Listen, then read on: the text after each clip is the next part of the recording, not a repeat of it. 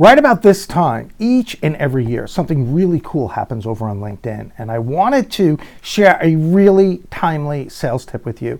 If you look in your notifications, and hopefully this is something you're doing a few times each and every day, because those notifications can keep you up to date on maybe a trigger event, something that you as a sales professional can leverage. So you go into notifications, and you're going to see things like, congratulate Paul Castaigne for starting a new position as blank at blank industries. Or you might see something like, congratulate Jane Jones for starting a new position as senior vice president at Acme Industries. You guys get the idea. So here's what I want you to do.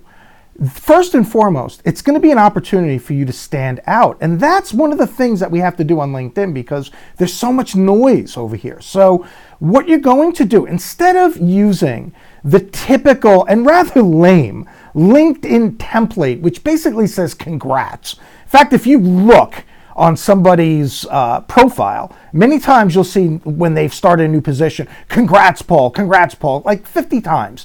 And there's nothing in that that provides any level of value, let alone any ability to stand out. So what I want you to do instead, because you're better than that, is send a handwritten congratulatory card or note. Right off the bat, you're going to stand out. But the next thing that I want you to do is realize something really, really important. When someone starts a new position, especially in a leadership role, especially at the C-level, they're full of what?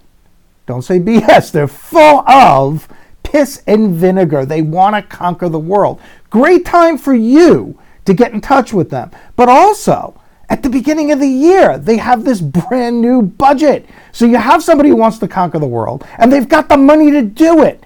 How cool is that? So what I want you to simply do is let this be the first step in your cadence, in sort of a congratulatory cadence, if you will. And what I like to do when I am coming up with like a cadence for prospecting or whatever, I like to think in threes. Because, I'm not in the marketing department where I'm going to need to think up the next 18 months worth of touches. But I also know that the average salesperson doesn't think this stuff through. They're pretty much thinking about what they're going to say or type as they're either reaching for the phone or reaching for the keyboard. So think in threes, and that's it. It's real simple. So simple you may not want to do it, but give it a shot. Let me know in the comments what your thoughts are. And also, feel free to sign up for my free sales tips by visiting yoursalesplaybook.com/sales tips.